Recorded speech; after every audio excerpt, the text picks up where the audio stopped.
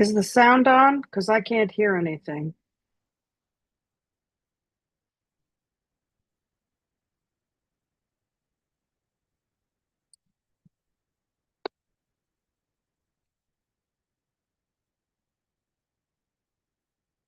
Hello?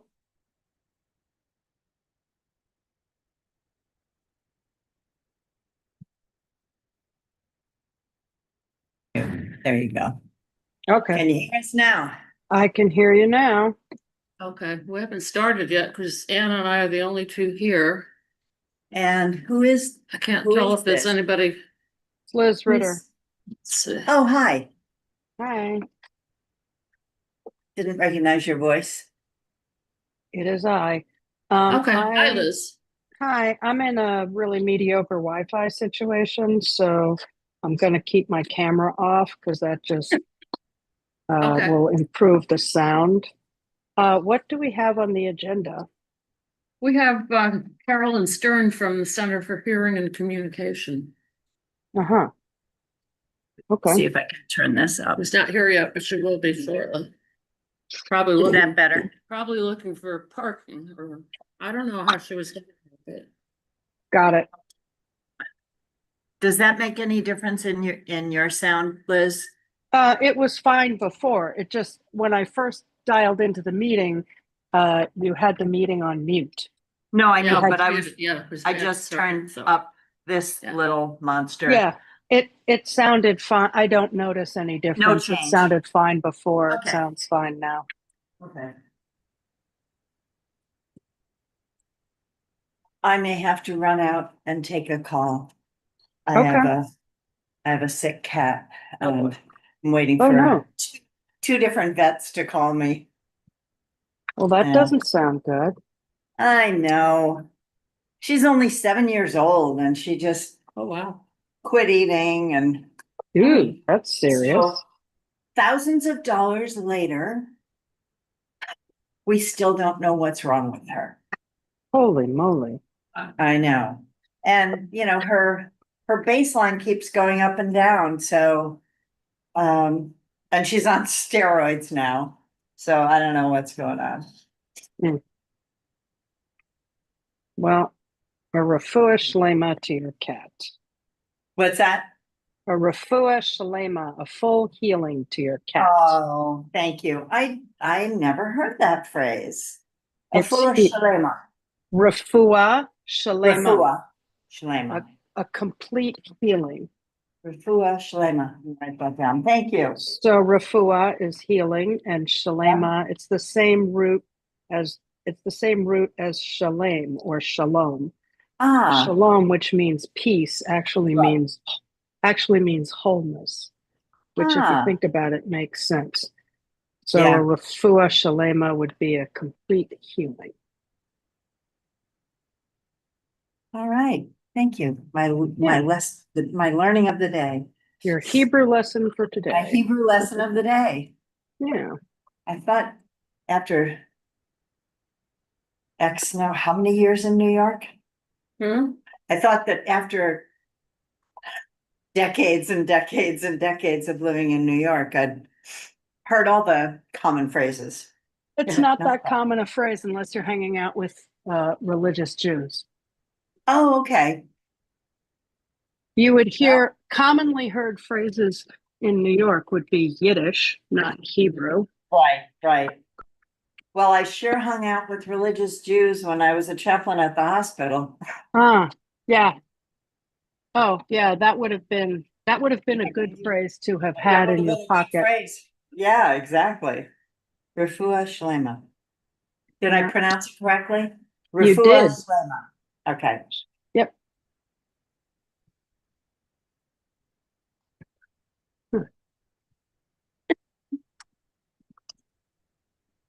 What's new with you, Liz?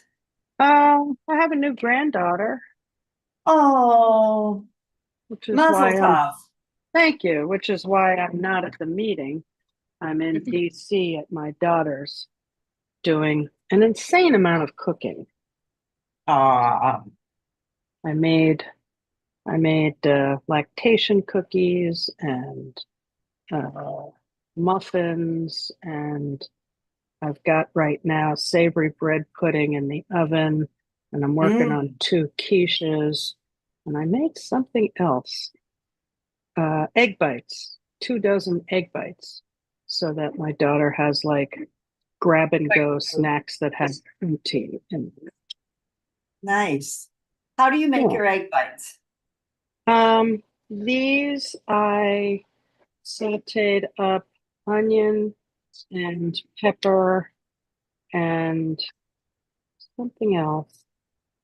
I baked turkey bacon in the oven so it was crispy and stumbled that into the onions and pepper, and then put that into mini muffin cups Yeah. and sprinkled a little cheese on top of it and made a custard with whole eggs and a little bit of like some milk, and I threw in also some yogurt. Ah, A little bit of yogurt or heavy cream or sour cream or whatever yeah, is adds a little body. And there's yeah, there's also like salt and pepper. right. And do you use muffin papers or do you just oil the tins? I just oil the tins. Okay. I mean, you could use muffin papers, but she didn't have any. Yeah, So the little ones.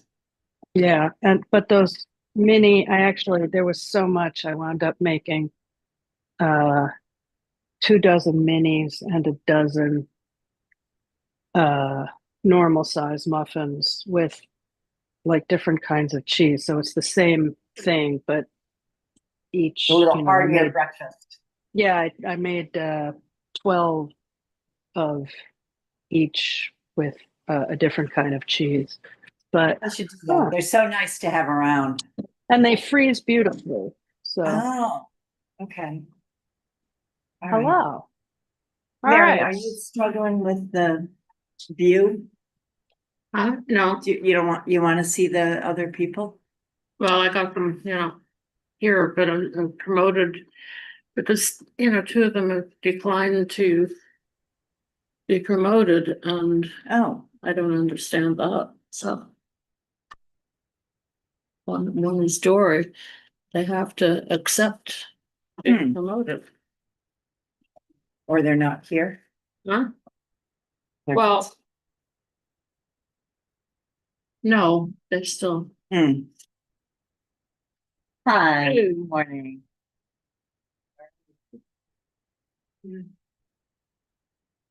Happy New Year. Happy New Happy New Year. Again, I've seen you since. Yeah. Yeah.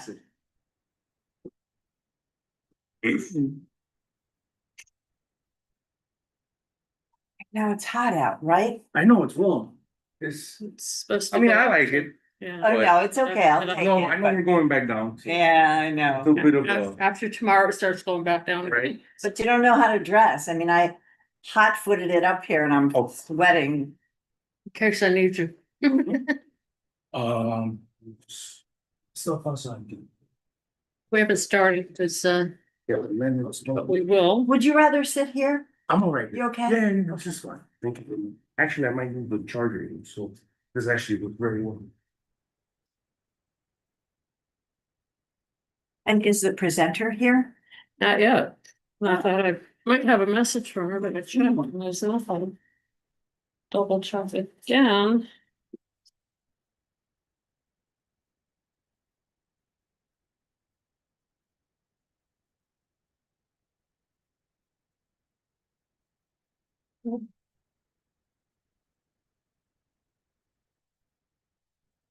Oh, starting right away because it usually takes us a few minutes to get people on board, so I guess I should be here shortly, but let me know when you're ready. Yeah, you recall it.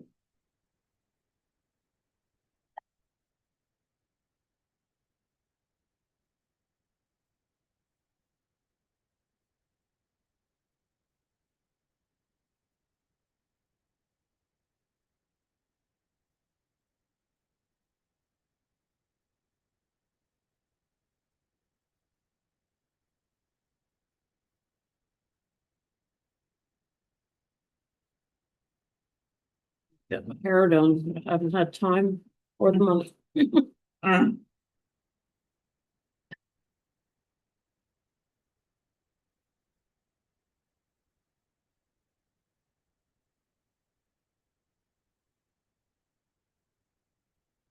Wow.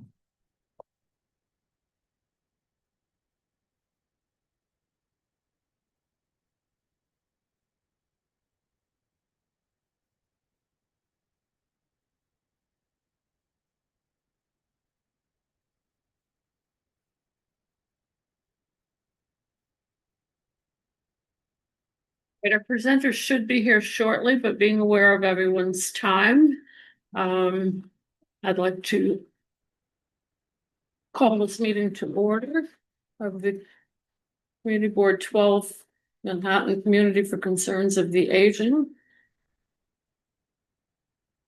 And it is 9:40, no, 10:45 a.m.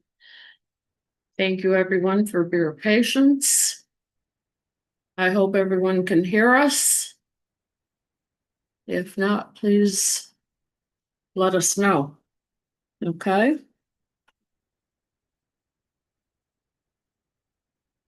So moving the agenda a bit, welcome and introductions. Let's do that, I guess, for now. My name is Mary Anderson, and I'm chair of this committee. And my vice chair is over here, Good morning, Erwin Fernandez. and another committee member. I'm Ann Megas. I'm member of this committee and of land use. Okay, and on Zoom, we have Liz Ritter. You could introduce yourself, sorry. Hi, my name is Liz Ritter. I'm a member of the board and a member of the committee, and I'm zooming in on my phone and really struggling with the Wi-Fi and also toggling between video on and video off. So apologies for not having my video on. Okay. Got your face in my brain, so no problem. Okay, and also on Zoom, we have our two public members. Dory Garcia, if you could introduce yourself, please. Now I better. Sit.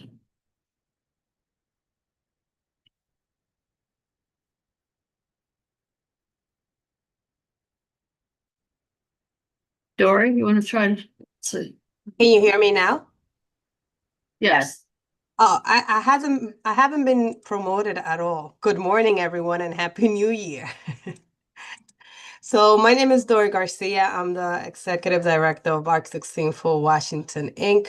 I'm also a public member of this committee and a co-chair of WICOA with Mary.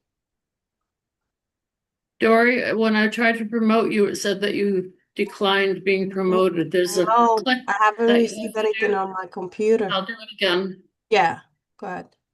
Promote to panelists. You need to click on where it says. And Carol Weeks, you can introduce yourself. Yes, I'm Carol Weeks, and I am the program director of Dykeman OAC. And I'm very glad that you're seeing me because I said to myself, after seeing you over the holidays, I wouldn't miss another meeting. So here I am, and we've been sitting here waiting to be introduced. So I'm happy to be here. And thank you for lighting a fire under me because I really enjoy this role. Okay, That's- Carol, same thing that I told Dora, you need to accept being promoted to panelist. I'm gonna try to promote you again and just click on where it says accept.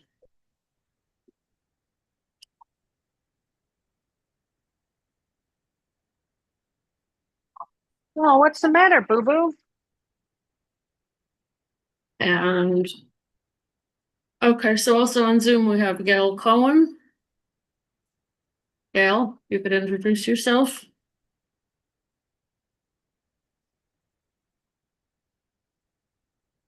Hi, can you hear me? Yep, Okay, great.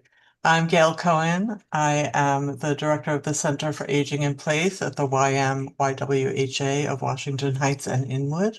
And I'm also on the executive board of YCOA. Happy New Year, everybody. Thank you. Same goes for you. If you want to click on accepting being promoted, please do. And Miriam Rabner. Okay, I'm coming. Miriam? Yes, Yeah. I got you. Miriam Ravner. I'm a community outreach coordinator for MJHS Health System, which includes the Isabella Nursing Home. All right. What's the matter, boo boo? Here, you want your bobo, boo boo? Here you go. Here you go. Yeah. Yeah. There you go. Time out for 1 second. How's that?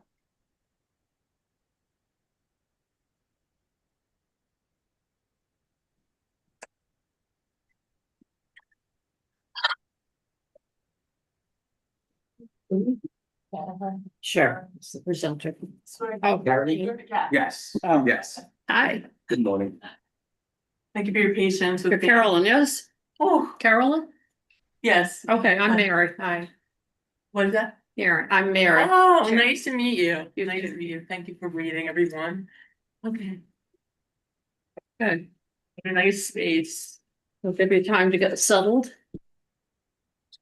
The weather We is just did gorgeous. introductions, so I'm the chair Yes. of the committee. Erwin is the vice chair. I think I Hi. CC'd him on the, and Okay. Anne is a member of the committee. We have others on Zoom, Okay. so Great. feel free when you are able. And so we're gonna have Carolyn Stern, our presenter has arrived and we're giving her time to get settled. Is it okay if I sit down? Is I'm sorry? Will they see me if I sit? Yeah. If I sit down? Yeah. Okay. The cow. Yeah.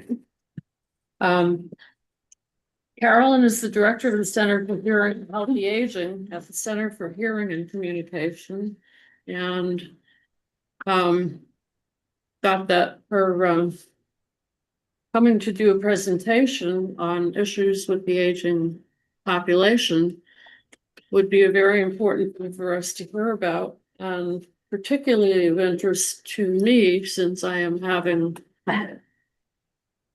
not brand new hearing issues, but worsened hearing issues, so that I want to know what I think, where I'm going from here. I'm hearing what my audiologist and my ENT doctor are saying, but I want to hear more about, what the possibilities are for improving my hearing loss. Sure. And Just getting out of certainly the here. senior center directors will bring this presentation back to their populations and the older adult centers. And maybe want to enlist Carolyn's expertise. Carolyn is pulling out all kinds of gadgets, and meanwhile, I'm going Okay. to Yeah, just a few things. prepare my microphone so that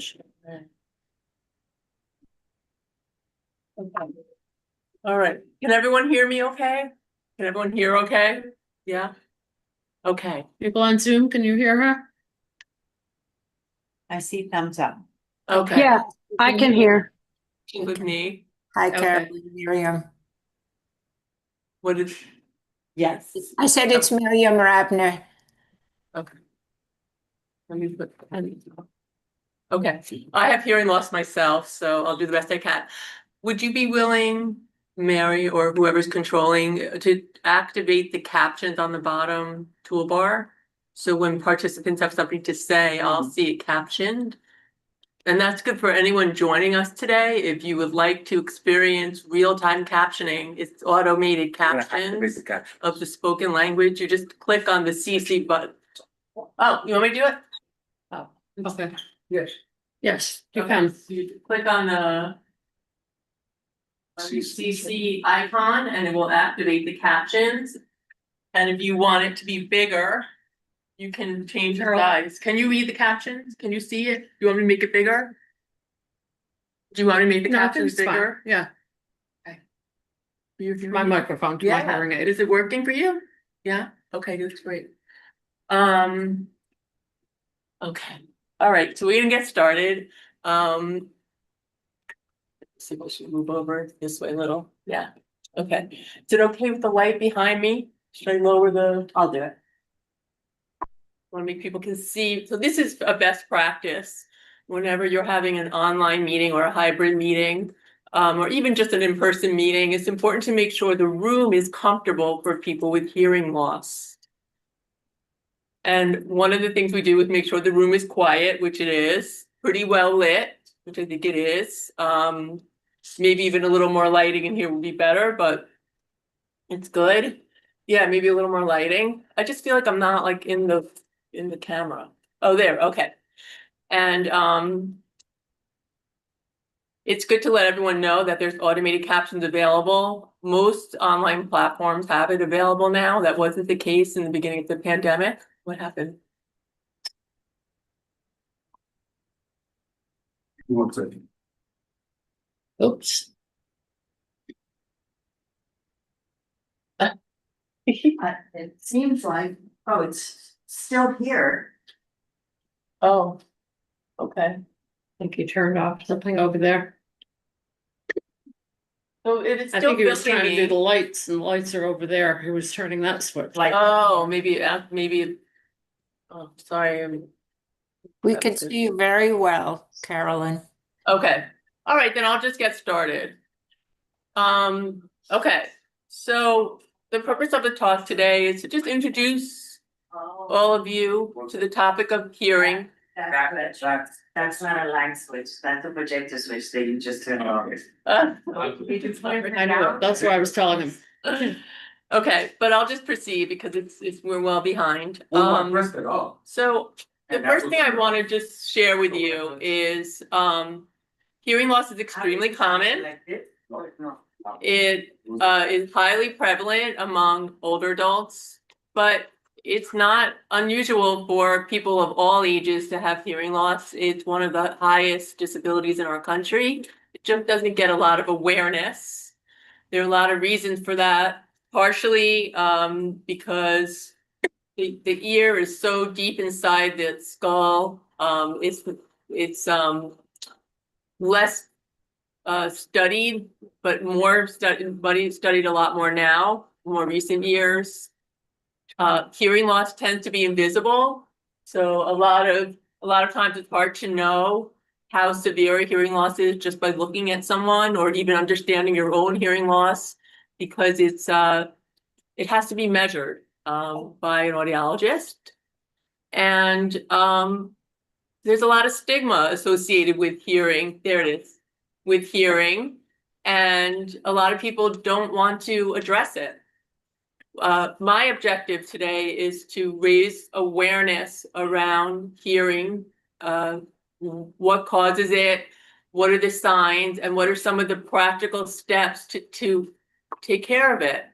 Because there are many, many medical and emotional reasons to take care of your hearing. The first thing I just wanted to share with you is, are we sharing the presentation? Mhm. Yes, okay. Screen share? So what, is someone advancing the slides for me? I don't see it on the screen. Right, we gotta do it from the computer over there, I guess. I guess, yeah. Oh.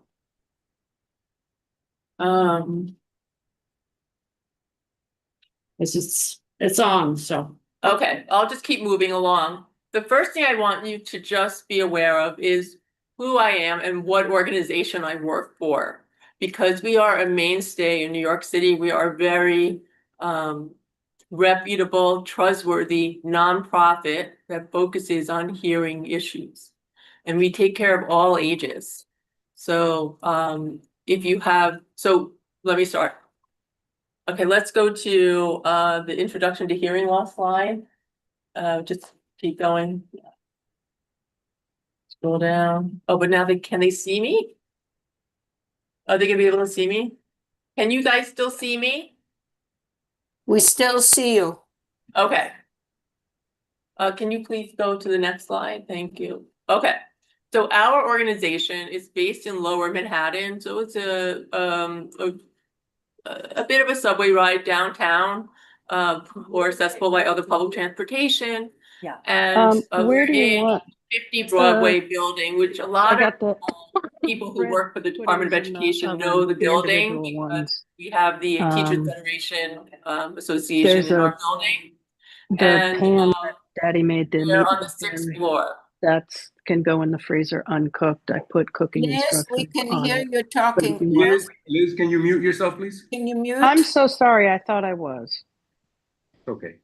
Okay. So we're an actual clinic on the 6th floor of the 50 Broadway building. And in this space, we focus on helping people with all degrees of hearing issues and all ages and all degrees of hearing issues. So someone even with a mild hearing loss all the way to pretty significant to deafness. Our vision is communication without limits. We want people to live as successfully as possible with a hearing issue, ensuring that they can communicate as effectively as they need to in any situation. So hearing aids are definitely an important tool, but it's not going to be the focus of my talk. I will address hearing aids, but we really believe in living well with hearing issues. And that involves more than just the right hearing aid. Okay. Our center is whole person and patient centric, meaning we treat each individual for their unique situation, their work situation, their volunteer situation, where they need to hear best. Maybe you're volunteering, maybe you're tutoring a young child, or you take care of grandchildren and you need to hear in different situations. We customize for each person. We want families and primary decision makers involved in your lives or caregivers involved in the process. We don't rush anyone. Our appointments are an hour, which is very unique. Mostly, they're very, very short these days, like 20 minutes at most.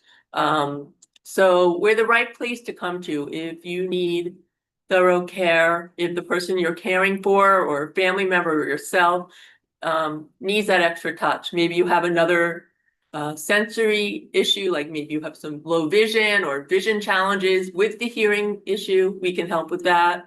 We have audiologists who are certified in working with people with dementia or cognitive decline, so they know how to adjust the testing and also the technology solutions to help the person wherever they're at.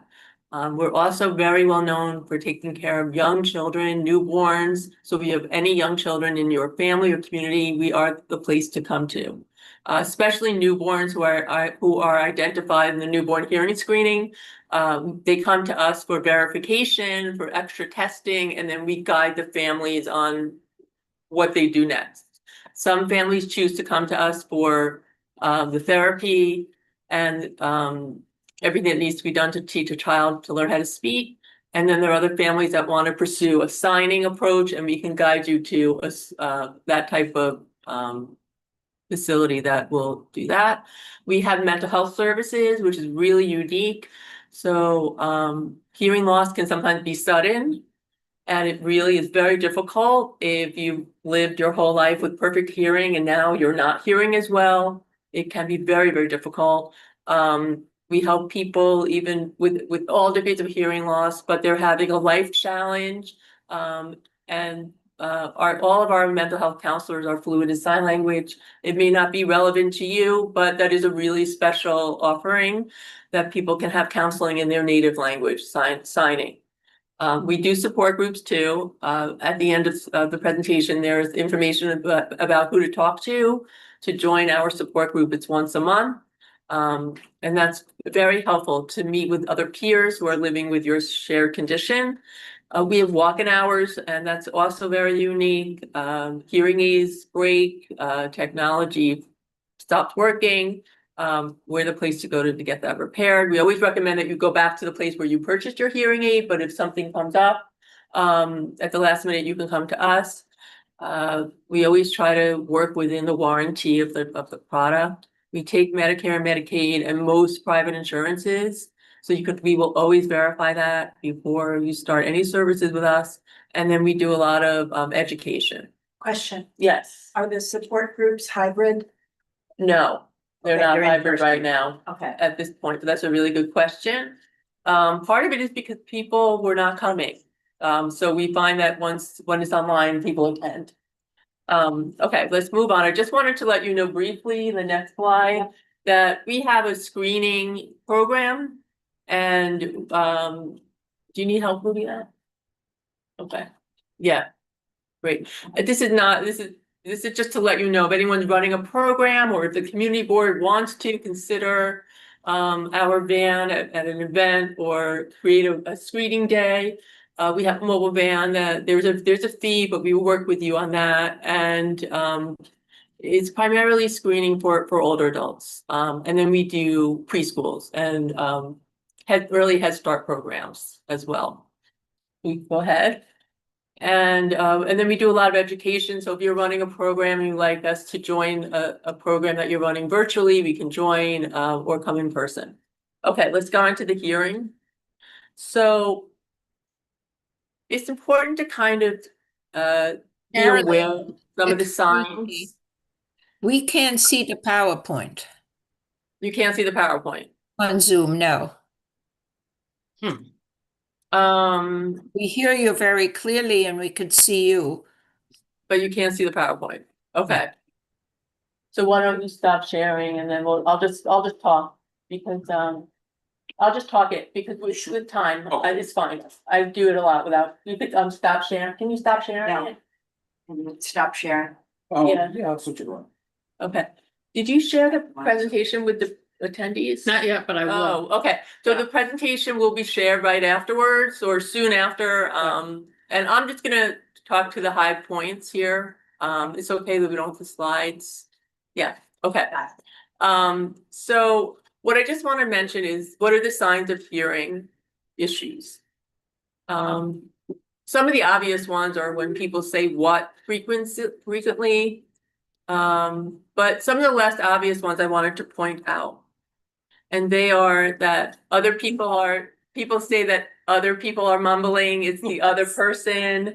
Sometimes someone that you know who used to be very, very social are now not going out as much, or they're leaving the event sooner, or they seem extra irritated or agitated because they're trying so hard to follow. So they might start to isolate more than usual. So a change in behavior, it could be subtle. Another one, especially for an individual who's living with it, is more fatigue. A lot of it, we call it listening fatigue.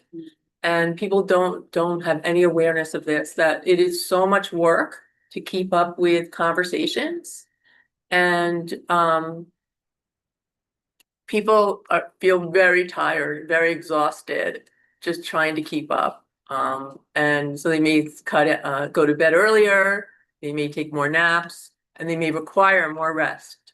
So those are some unusual, less obvious signs. Some more obvious signs are like blasting the TV or listening to it at a much higher volume is one. And a lot of times it's hard to know if you yourself have a hearing loss because people start to adapt.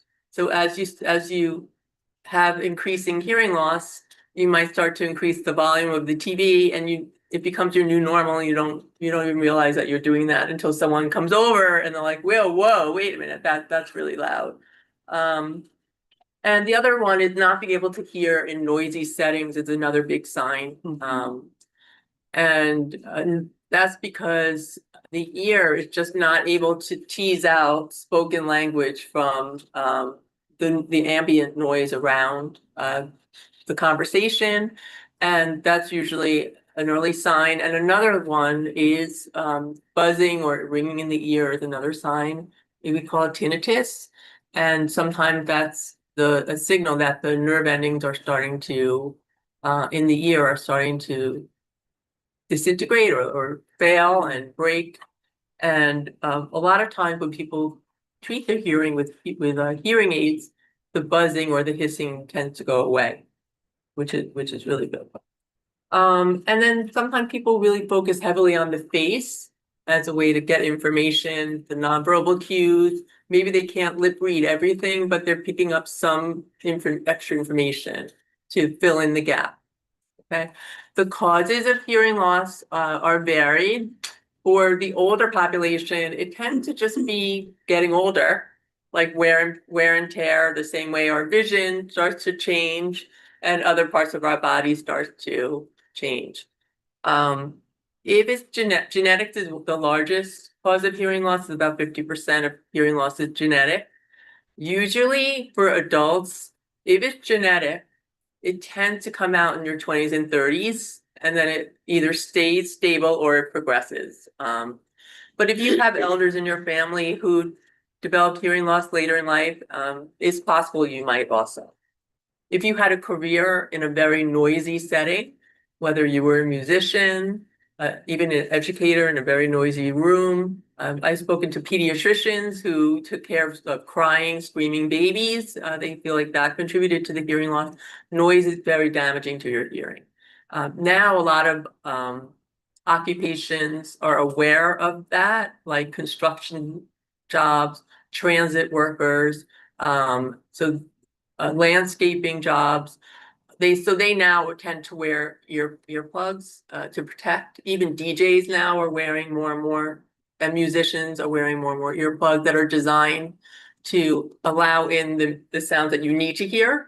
And that is something that we actually do. We do dispense and create and dispense special types of earplugs for musicians and other types of needs. So that is something to look into, especially in New York. We have a lot of creative people here who work in music and entertainment. And we also have a support group for musicians and singers and entertainers because they've been so exposed to loud noises that it has, for some, has triggered the hearing loss, or they had hearing loss and it just exacerbates it further. The other thing I wanted to mention is there are a lot of reasons to address your hearing because of health issues. If they now know that people who are pre-diabetic and diabetic are more likely to develop a hearing loss. So if they said about 30% are at a greater risk. So it should be routine to get your hearing checked annually if you have diabetes. And that is now something that the CDC recommends. So that's something new that a lot of people don't know. A lot of it has to do with the ear is very sensitive to blood health. And obviously when you have diabetes, the composition of your blood is changed. And also if you have cardiovascular issues, you should also get your hearing checked. The ear needs a lot of oxygen to function well. And it has thousands and thousands of capillaries in the ear. And if you have cardiovascular issues, it may not be bringing enough oxygen to your ear, and it can potentially lend itself to hearing loss. Question? Yes. Otoxic medications? Yes. It's important. Yes, it's important also to be aware of what medications you're taking, especially ototoxic medications. Typically, those for people who are taking like a long course for cancer medications. It's better that I don't list them right now, but instead, like, reach out to your doctor and just inquire, do any of these medications have an impact on hearing?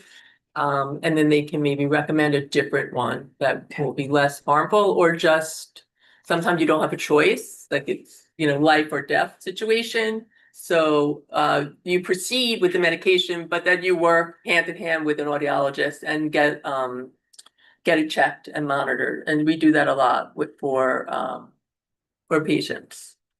Okay. So yeah. So what I wanted to mention is maybe you've heard that there's a lot of literature out there now, especially articles in the that when people don't address their hearing, I don't know how to turn this on. So untreated hearing loss, if you let your hearing just go and you're not addressing it, it puts you at risk also for cognitive or memory challenges. And they're still trying to understand exactly why that happens, but they have the data that shows they're big cohorts of data that follow nurses for many, many, many years and other populations. And they're seeing those who did not address their hearing had a much greater risk of developing dementia and other types of cognitive challenges. And the greater the hearing loss, the greater the risk. What they're doing now is they're trying to understand if people wear hearing aids, does that slow down the decline or does it actually reverse it?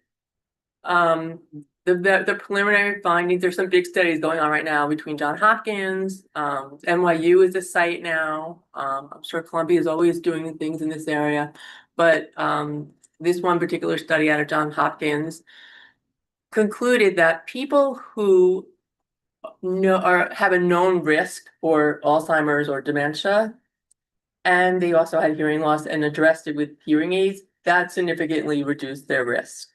But for the general population, where there isn't really a known high risk around dementia for the individual, when they wore hearing aids, it didn't really lower their risk. So that was the conclusion of a 3-year study, and now they're entering another 3 years to further understand this.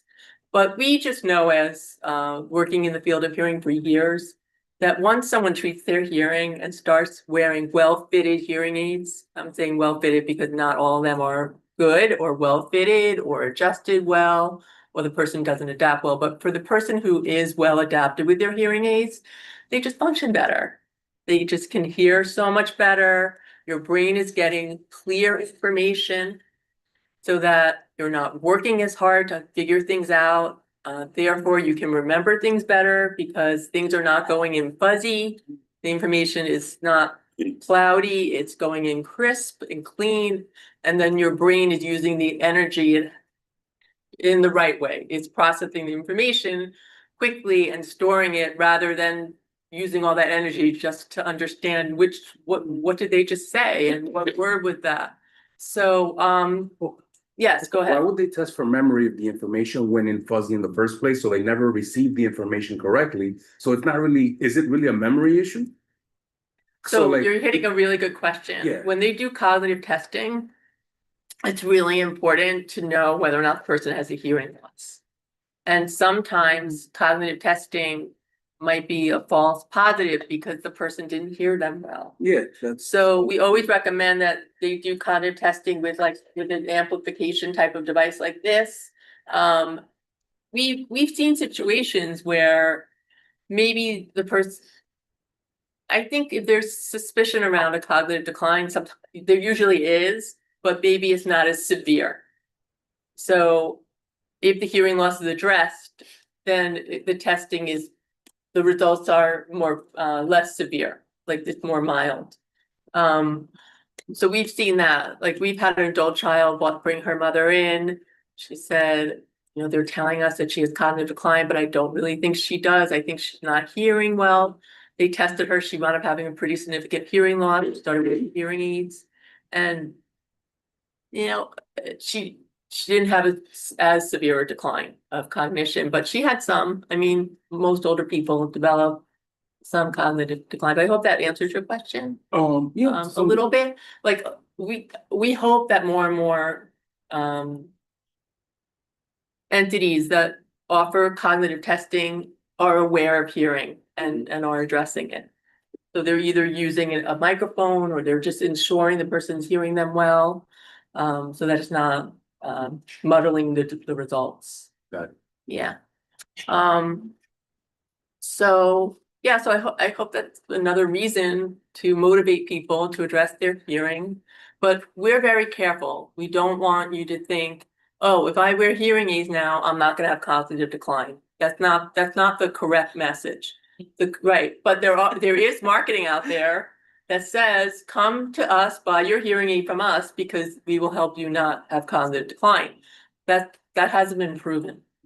We just know that when someone wears a hearing aid that's well fitted, they function better, they can recall information better, and their brain is just healthier. It's just a healthier brain, so it will slow it down if there is any cognitive decline happening. Good question. Yes. In addition to these Yes. three, depression, falling, and dementia, I've experienced in Yes. my father-in-law specifically, isolation, Oh, yes, severe isolation. yes. So that's the next, yes, so. Oh, okay. Yeah, so Reading the that. point is made around like how hearing loss is coupled with social isolation and it's such a big challenge, and that's why our clinic really is unique in the fact that we have mental health services Yes. and counseling. It's so isolating because everyone wants to be included in conversations, everyone wants to laugh when everyone's laughing. And it's so easy to feel snubbed. It's really easy to feel ignored. Yeah. When they're like, what did you say? And you're like, oh, I'll tell you later, or it was not important. The person feels terrible when that happens. So yes, it's a really big issue. And the best that you could do is for the person with hearing loss to get it addressed if they're willing. And then do everything you can to make those interactions as easy as possible and smooth as possible. And we can go over some of the communication strategies. So even with the best hearing aids, you still need to practice good communication strategies. And in the presentation, I have some of those suggestions. Yes, go I ahead. think you bring a valid point, and I'm glad you mentioned that, the communication strategies, because you want to address it preemptively as Yes. opposed to after the fact, because after the fact, the person still might feel bad because the other individual had to explain it, and them having someone else having to explain everything kind of takes away from it, and it still makes it's still it's really in your face, and Stigma. yeah, Yeah. that's the point I'm trying to get at. Mhm. As opposed to if you address it preemptively and you address take some I don't know, some external. Yeah. What are some external factors or some external measures aside from communicating effectively and Mhm. also in a way that'll help people understand and listen to you? What are some other ones that you can point at? Because I Do think you that would be mean very like helpful. to bring up the hearing because it's so sensitive? Well, not bring up the hearing at all. Maybe speaking more loudly Oh, in, yeah, in a yeah, setting, or yeah. what are some other ones? Yes, exactly. Yes. So we have, I'm sorry for those of you who don't have the presentation right now. Just go forward for the people in the room. We have just 2 more slides. I'm going to go over some communication tips. Yeah. Okay. And believe it or not, the first tip is, before you even speak, just make sure the room, the space, wherever you are, is quiet.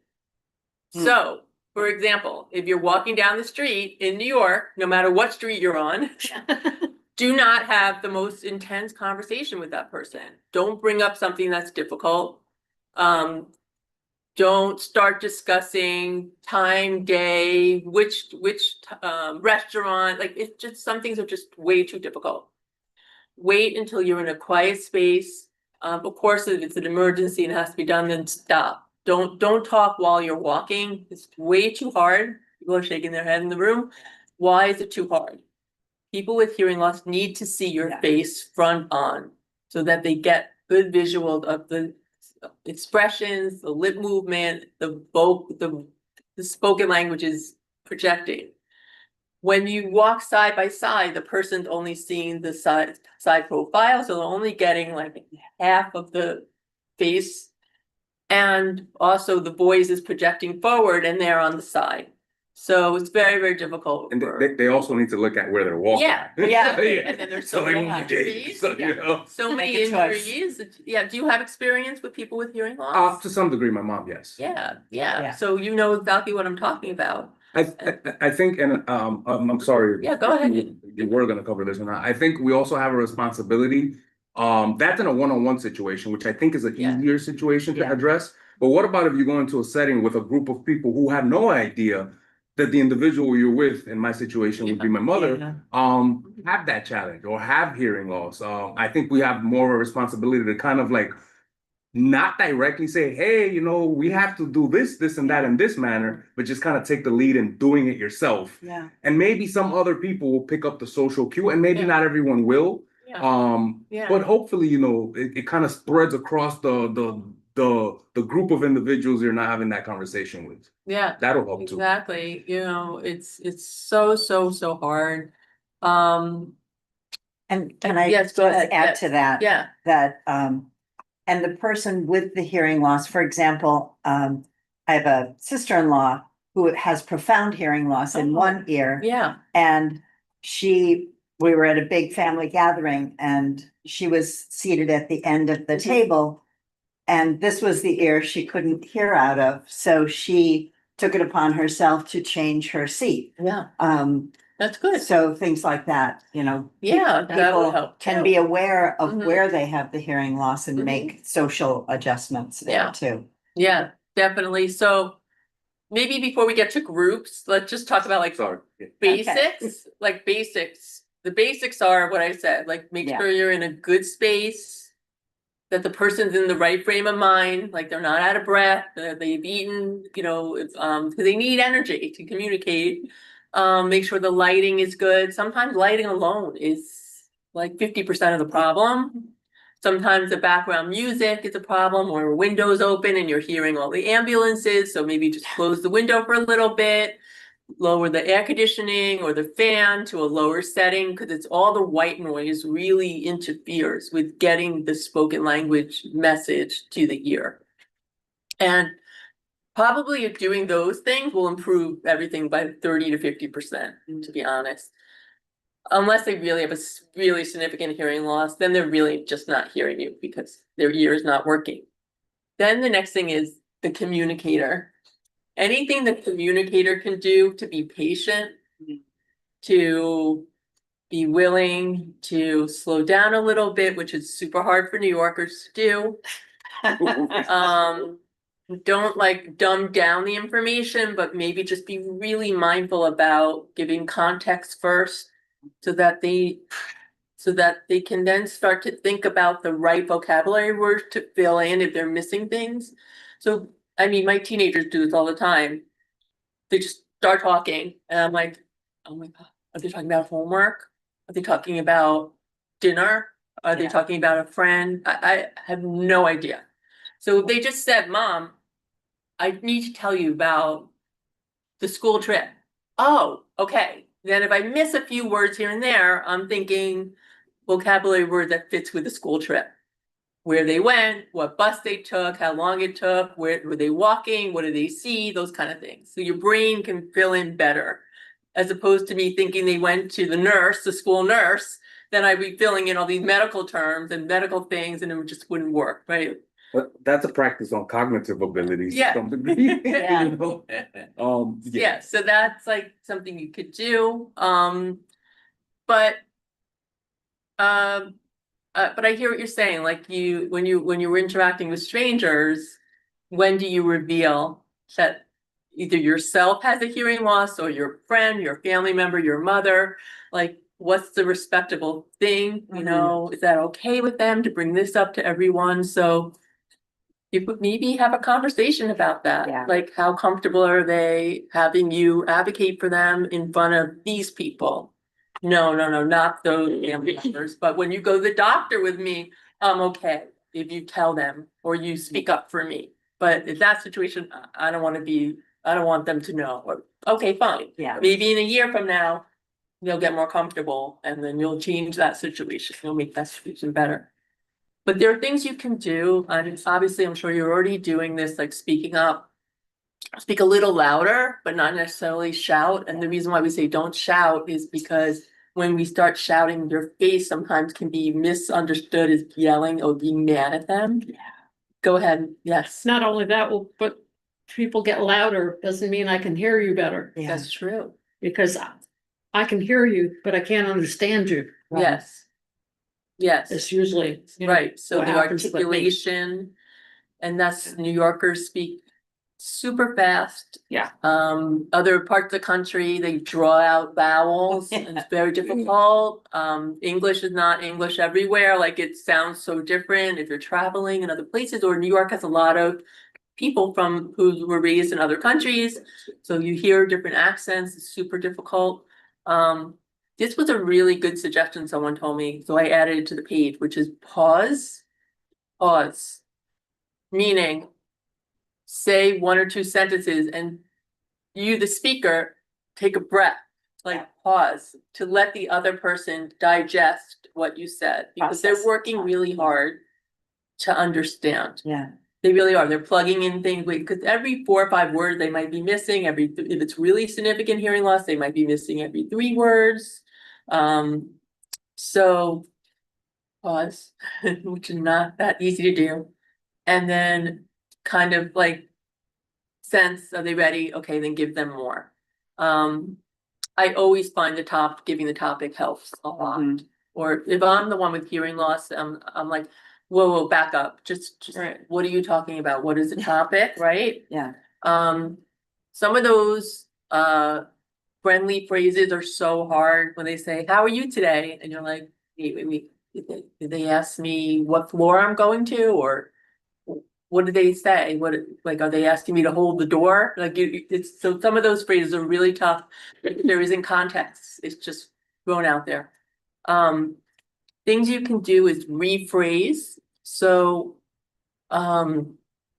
if you're repeating something over and over again, and your mom keeps saying what, or she feels embarrassed to keep asking, you could say, would you mind saying it a little differently? Or can you say it with different vocabulary words?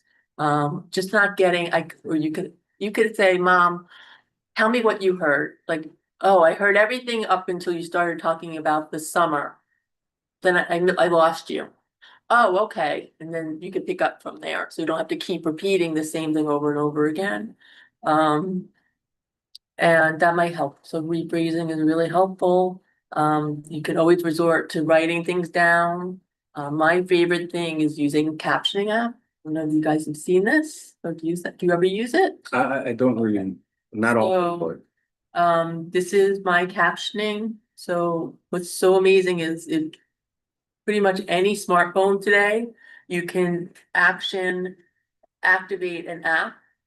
I have a handout on all the different apps that are available, and they're all available that can be sent out to all the participants. And Wow. as I speak, Yeah. it's captioning verbatim pretty accurately, right? With what I'm saying. The problem I have with this is, you know, we'll put on the captioning, you know, on a presentation.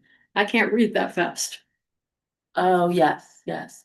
Yeah. So, what you can do is, if you're watching a Zoom, you can activate the transcript. Have you ever tried that before?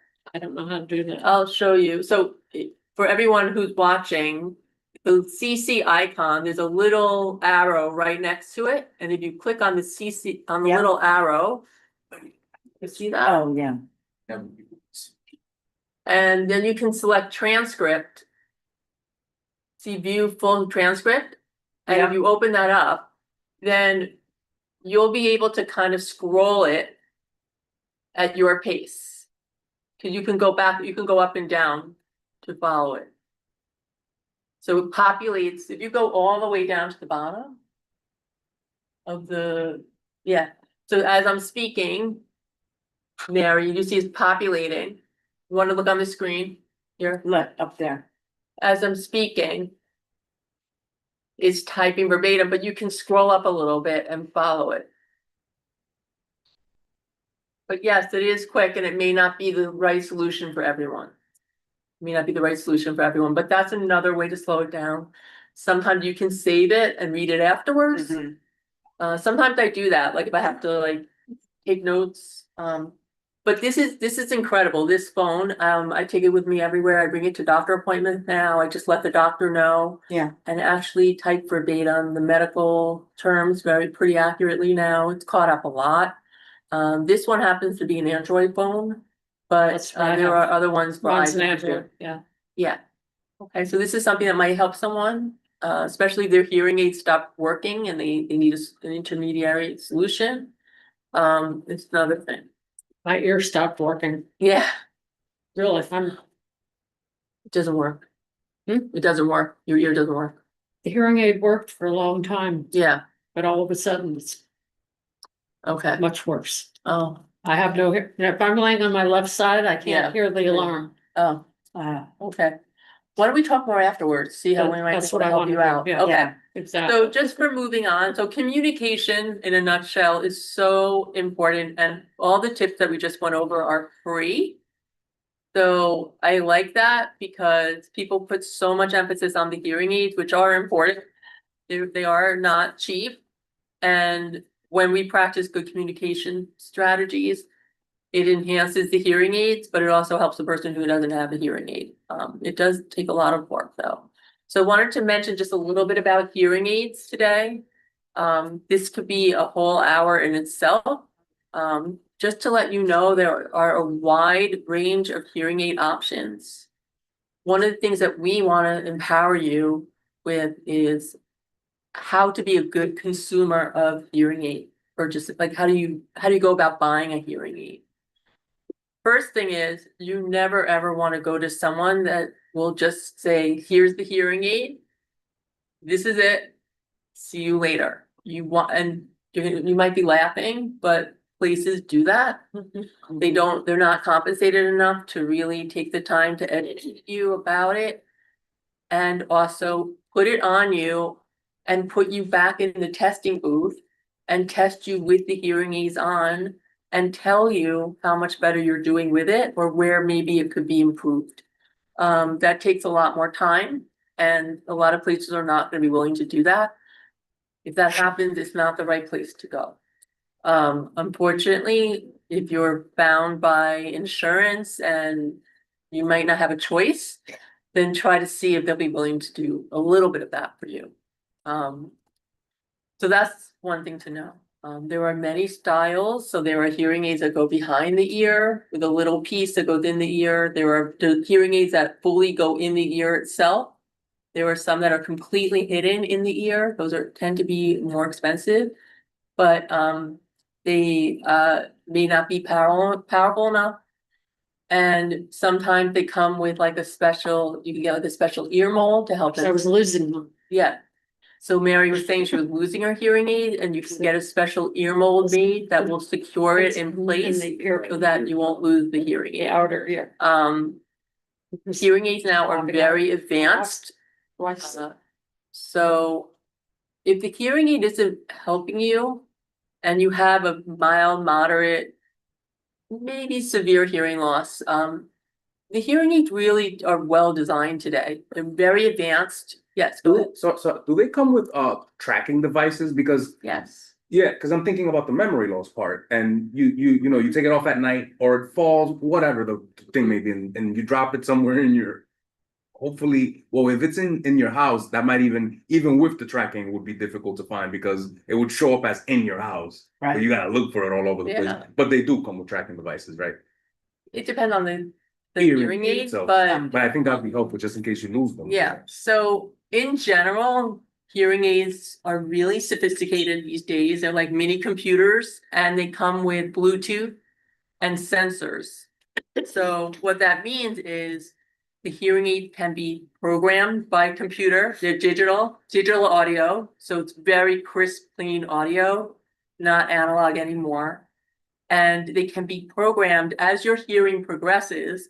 Ideally, the hearing aid can change with you as you change. So you can go back and have it adjusted by I'm going like this because they literally like program the computer with the plugged up to the hearing aid. Some of them can be remotely programmed. So you could be in your home and the audiologist can connect to the hearing aid digitally.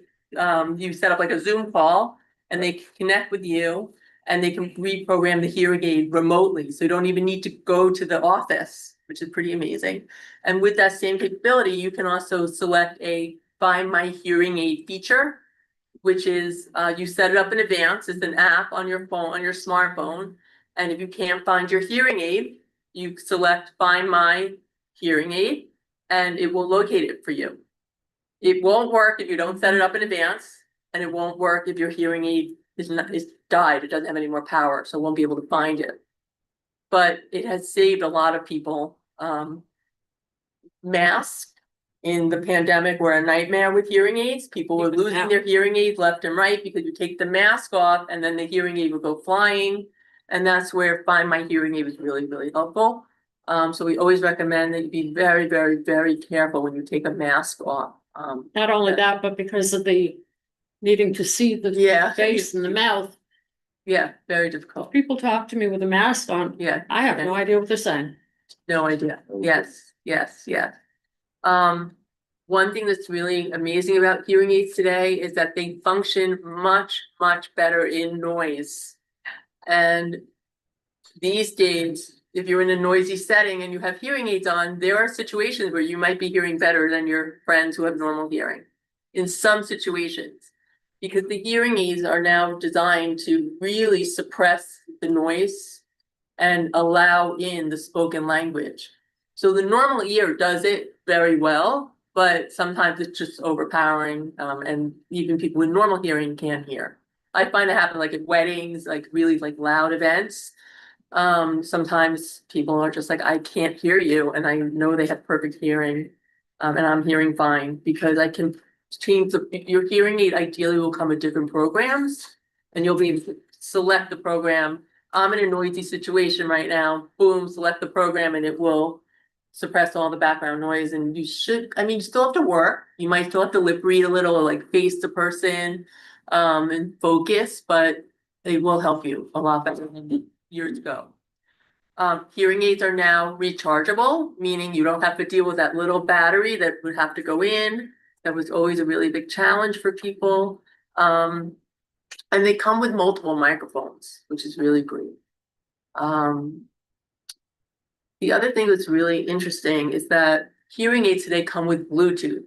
And for those of you who don't know what Bluetooth is, it's basically a sensor in the hearing aid that allows the hearing aid to connect wirelessly to another device like a TV or a smartphone, for example. And you can have the hearing aid directly connect wirelessly to the smartphone. So when you get a phone call, the audio of the phone goes instantly into the hearing aids and you hear the audio perfectly. Seriously, it's like wearing AirPods walking down the street. So you'll hear the phone call in a noisy street. You will hear everything as if you're in a quiet space. Would that work for the alarm also? Cause that's. You mean like for like an alarm clock? If you're wearing your On my hearing, phone, yeah, yes, The alarm on my if you're phone. wearing the hearing aid, yes, yeah, if you're wearing the hearing. aid, Yes, that's if you're true. wearing I'd them. be wearing a Yes. hearing aid. yeah. But So I don't wear them too bad. yeah, so Ah, the introduction of Bluetooth, which happened maybe like 7 years ago at this point, were hearing aids for hearing aids. I mean, Bluetooth's kind of been around, but once they started making hearing aids compatible with other devices through Bluetooth, the satisfaction of using hearing aids has dramatically gone up because people can hear on their phone calls now. And for example, you can also have it so that it connects to your TV. So you can sit any distance from your TV and the audio from the TV will go right into the hearing aids. Sometimes you need a little accessory that will make that happen. wow. You can also pair it with your laptop. So what I do is I have a lot of Zoom calls. I connect my hearing aids to my laptop through Bluetooth. You go to a certain setting on my laptop and it says it recognizes Carolyn's hearing device. I click on it and now all the audio from the Zoom calls go directly into my hearing aids. The same way people use wired or wireless earbuds when they're listening to something on a laptop or a tablet. So that can actually really improve also. Yes, go ahead. So when I connect my AirPods, let's say to the Mhm. computer or Bluetooth with TVs, you know what would be a cool idea? Maybe I'm not even sure where we would reach out. But instead of the TV connecting directly to your hearing aid, Yeah. and then no one else can listen to the TV. Oh, Because you want to experience, let's say you're at a family gathering or just family came over and you want to experience the show or whatever you're watching on TV with everyone else. But if you connect the audio, then no one else can hear. But if you don't Oh. connect it, then you can't listen. right. I mean, that has Yes. nothing, So but it's just an interesting Yeah. thought for like whoever develops these things. you're bringing So up, that everyone can hear it together. you're bring up a really good point.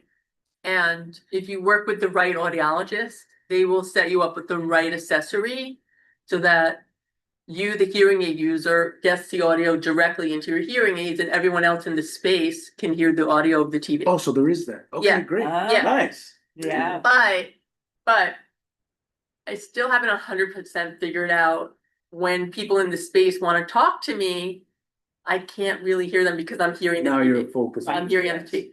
So it can get a little frustrating that way, but there are ways to adjust it.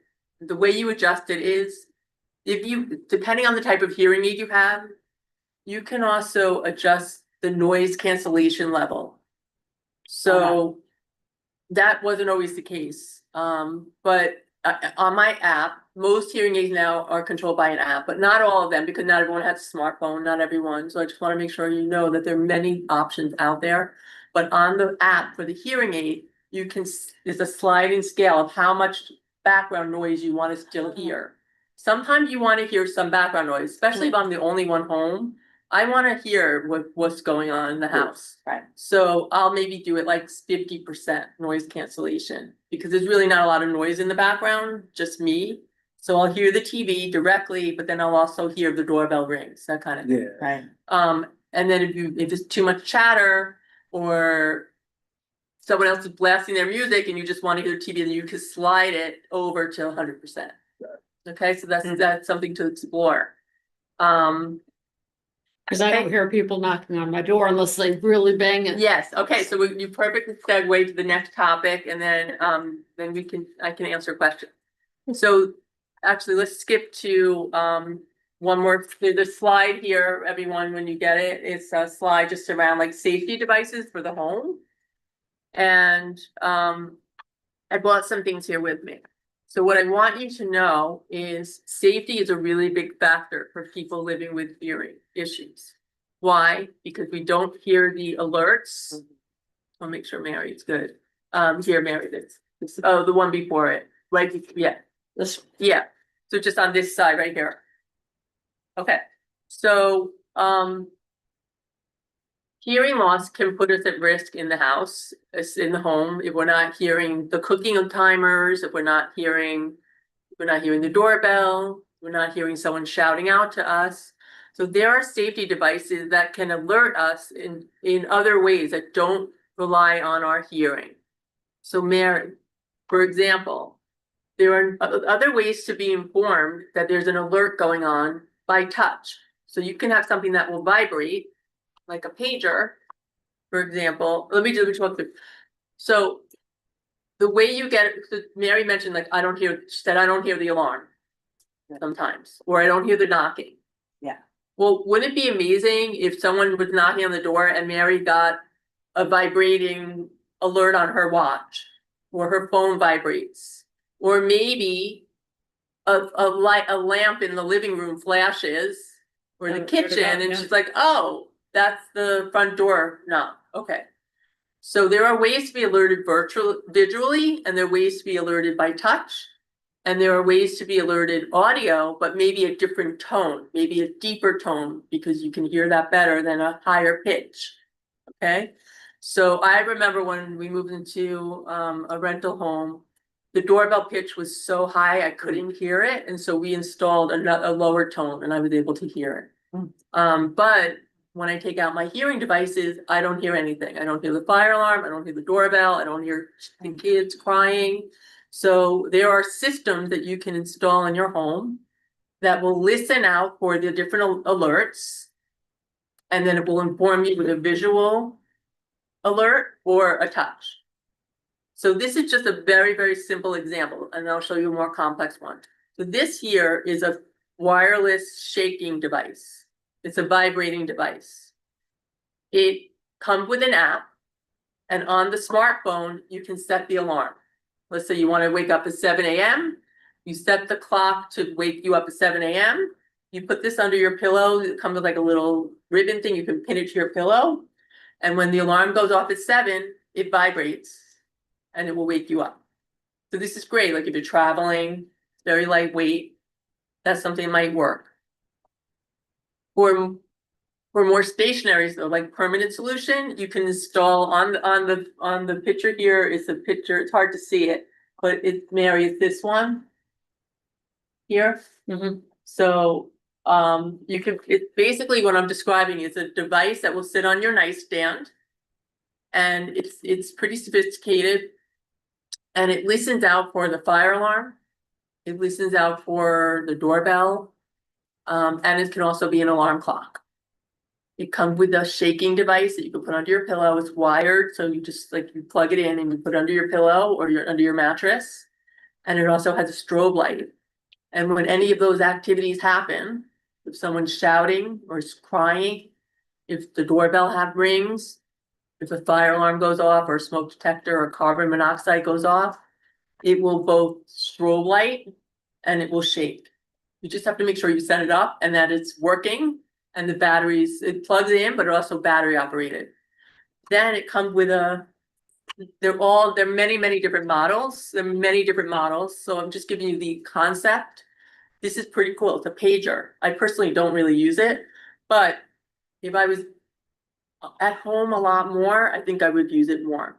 So the pager I can wear on my waist. And when any of those activities happen, the doorbell, fire alarm, whatever, it will vibrate and it will also light up. It has on here icons for each activity, like door. It has a picture of a door, has a picture of a phone. So when any of those activities happen, it will light up. It's pretty amazing. Are any of these devices covered by insurance? The devices are not covered by insurance. So that's why I try to keep it really simple. There's some things you can look into with your smartphone that already exist in the smartphone that could be helpful.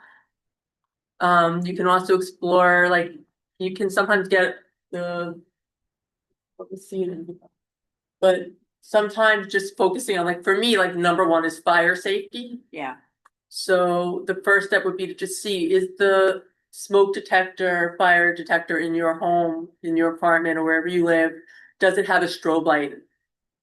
And if it doesn't, then speak to the superintendent, the building manager, to get something visual. Yeah. So that you can at least see it, would be really, really good first step. Yeah, mine does. Really simple. Okay. So there are many solutions there, and we can help you with that. You can give us a call, and we can guide you. We don't sell any of the products, but we can tell you where to go. And in the presentation, like, I think it's in the back, there should be a slide on the resources of where to go. Here in CHC. Oh, you know what? I didn't. Oh, you know what? I'm so sorry. I can email it to you guys. Oh, it's in the handout. I shared the handouts. Okay. The companies of where to get those products. And then the last thing I just wanted to share was that in your smartphone itself, if you look in the settings of the smartphone, under hearing category, so there's a handout on this too. It's called captioning for the phone on this slide. So when you all get that, plus the handout, if you play around with the settings, you will see there's a hearing category, and in that category has automated captions are already embedded in the phone itself. And yeah, so Mary, do you have an iPhone or an Android? Android. You have Android? Okay. So maybe afterwards we could take a look together and see what your phone has, because every phone is different. Apple products are exceptional when it comes to accessibility and inclusion type of features. So if you have an iPhone, look in the settings, you'll be blown away. There's a lot there. Android phone, it just depends on which phone you have. Google's Android phones are excellent for accessibility, and Samsung also usually has some features too. But we could take a look and see what you have. And so the conclusion is just, please take the time to get your hearing tested is a first good step. Our clinic is not the only clinic out there. We're not even in this community, so we are far downtown. Columbia has an excellent department for audiology. In fact, I go there for my cochlear implant appointments. If you need assistance, we have a sliding scale. We don't give hearing aids away for free, but we can try to work with you and see how we might be able to help you out. And I just hope you see that there's so many solutions to help you function better. And if you need some guidance, please reach out to us. Okay. So I'm happy to answer any questions you might have. You answered a lot of Yeah. everybody's questions. How about folks that are on Zoom? Any questions from any of you?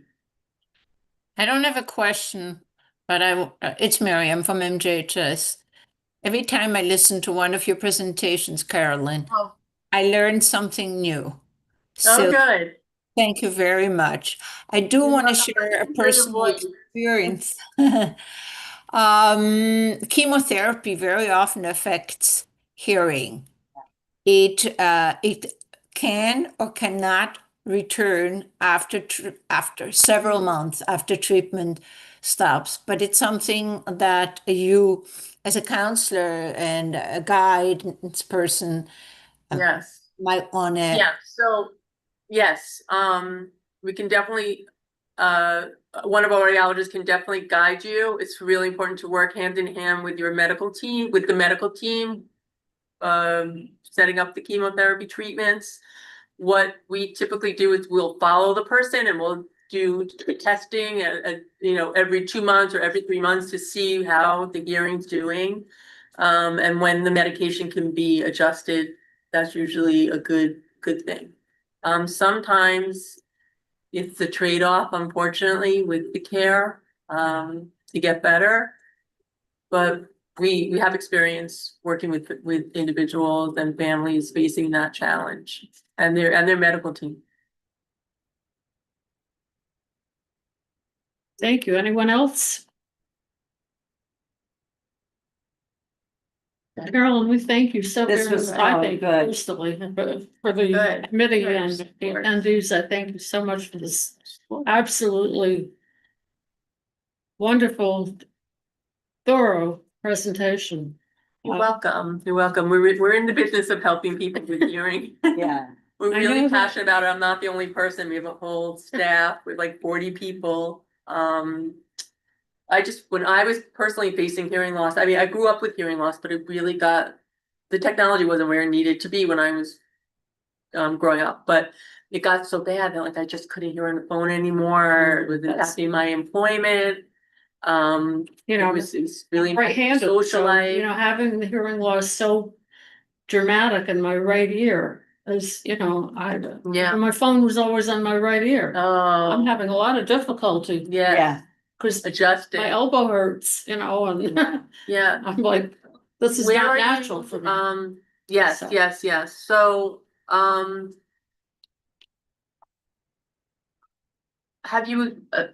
do you use Bluetooth? Are you using Bluetooth at all? No, but we can talk later. Yeah, I mean, I know let's you talk a have, little more. a phone call. Yeah, I have a phone call at 12. Okay. Thank you everyone for joining, and we'll send out the presentation and a lot of handouts that are very helpful, with some resources on there. I'm not quite finished, so give me a second, and we'll have Sure. 5 more minutes of the meeting. I Sure, just want to say that you're welcome to go down the hall, Okay. make a right, sure, and through the doors, the office, the community Okay. board office. sure. They will set you up where you can make Okay. a phone call, Perfect, that's great. so that we won't be disturbing you. Oh, yeah, sure, thank Okay? you. So if you Yeah, wanted, okay. Yep, I'm not leading the meeting, but I'm joining Now, like a you're- weekly meeting you're, with our clinicians. okay. Yeah, yeah, but your call is from 12 to 1? yeah. Okay. What I'm gonna do is I'm gonna You wanna step out Oh, okay, for a moment, few minutes, because I gotta go to the post office, and then come back and then we can speak. okay. You're able, that's good for you. Yeah, that's fine. Perfect. Okay. All right. So, moving the agenda along, Thank you Okay. so much. This was really Everyone. comprehensive. I don't know that we have any old business to take care of. If anyone, any of the committee members on Zoom, any old business? New business? Yes. Hey, I have some new business. Hey, Mary, how you doing? Hey, Agent Committee. Tanisha Grant, second vice chair of Community Board 12. So Yeah. Oh. so at our meeting last month, at our public safety meeting, Jocelyn from our amazing assistant DA's office, right there in that office that you are sitting in right now, told us about trainings that her office is doing with seniors around scamming. And we thought it would be a great idea if public safety and the agent committee got together and maybe Mary did like a town hall and invited all of our seniors where Jocelyn could do a presentation on all the ways that these horrible people out here are trying to target and scam our seniors. And I just wanted to come on and see what your thoughts are about that and if you would be interested in doing something like that. We actually have had Jocelyn come to our meeting and do exactly that kind of presentation. In fact, we're planning on doing something like that at the Waikoa meeting this month. But yes, actually, Eleazar did mention that to me, and yeah. Yeah. Okay. So I just wanted to. I think the general idea is, yes, we would love to do that. Yeah, we was thinking like maybe so- like a town hall, maybe some food, some coffee, something, that's inviting to our seniors. We've been thinking about ways to support you and the agent committee and also supporting our seniors in the community and letting them know that we're here for them. So we can talk about it offline, but I just wanted to, sit it here in the committee meeting. Yeah, in fact, I was gonna mention that because Eli had mentioned that to me briefly at the last executive meeting, so I like that idea a lot. Just have to figure out when we can do it. Okay, great. So and let's figure where, that out. Okay. Details. Yes. Thank you, Mary.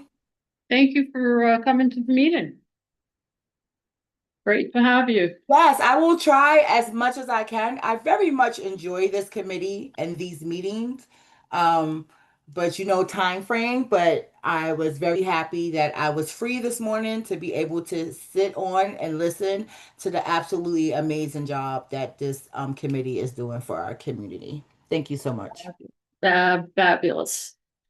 Okay, and just Richard Allman was not able to be here at the committee meeting today, but he sent me an email talking about it, being interested in scheduling a future meeting discussion about ageism and how we might have an impact.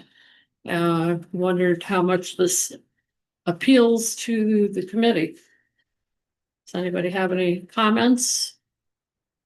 Did he say anything more specific than that? No. But hopefully at the next meeting, he'll be able to expand on that. He Yeah. wasn't able to be here because of the change in the date. With it being the second Thursday instead of the first Thursday. I'd love to hear his ideas. Okay, Well, so I, it's Miriam again. Yeah. I heard a presentation by a female writer whose name escapes me. The title of her book is Ageism. I don't know if she would still go to communities and speak for free, or if she now asks for honorarium. The most memorable point that she made is that we ourselves of the aging cohort are talking about ourselves with inherent ageism. Oh, I'm having a senior moment. Mm. Right. Stuff like that. Young people forget things also, and sometimes are searching for words. So there is a lot that we could do if we go to a medical office or any provider service, and people will refer to us as sweetie or talk down to us, that we are aware of that. And alternatively, that we don't feel we should report symptoms or pain because we should just suck it up.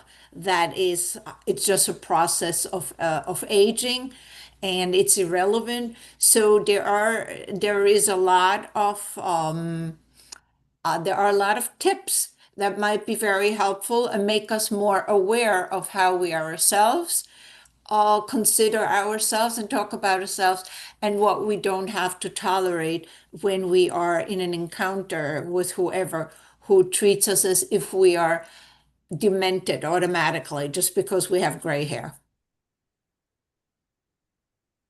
That's why I call her mine.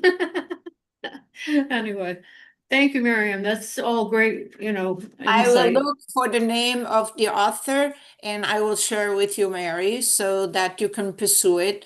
Or Cool. if there are other speakers who are willing to come. But I think it is a robust topic.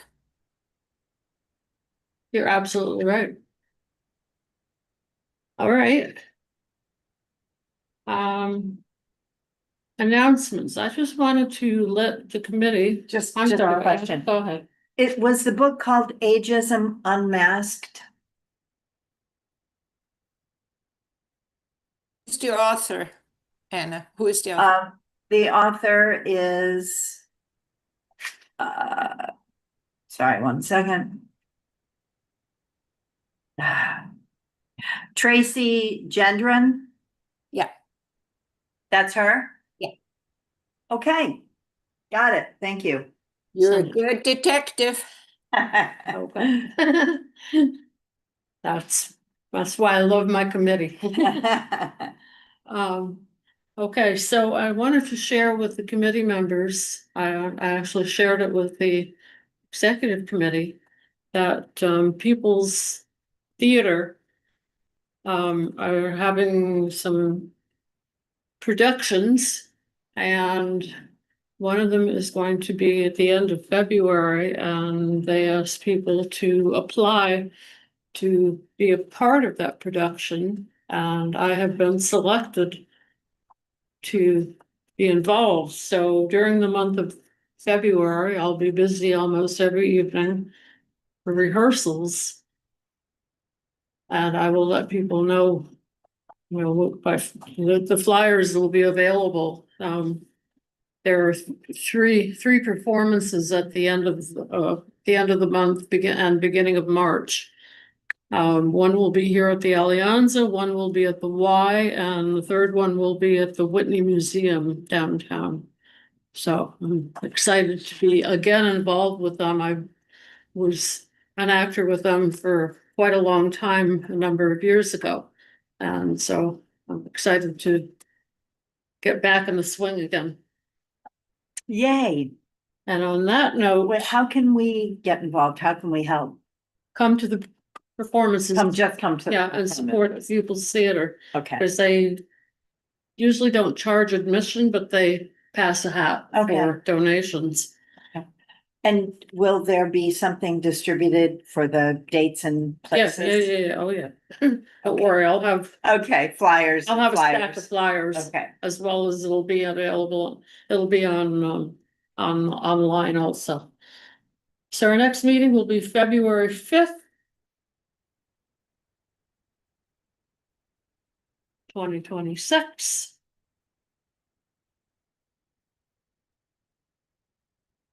And Happy New Year, everybody. I did not say that at the beginning of the meeting, but I hope everyone is so far having a happy and healthy beginning of the year.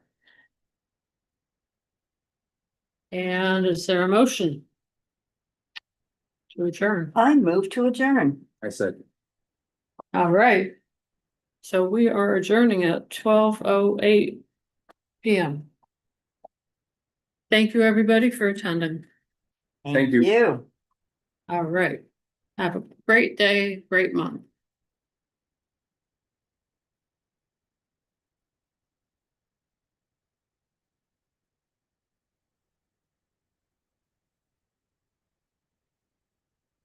Same to you, Milagros. All right.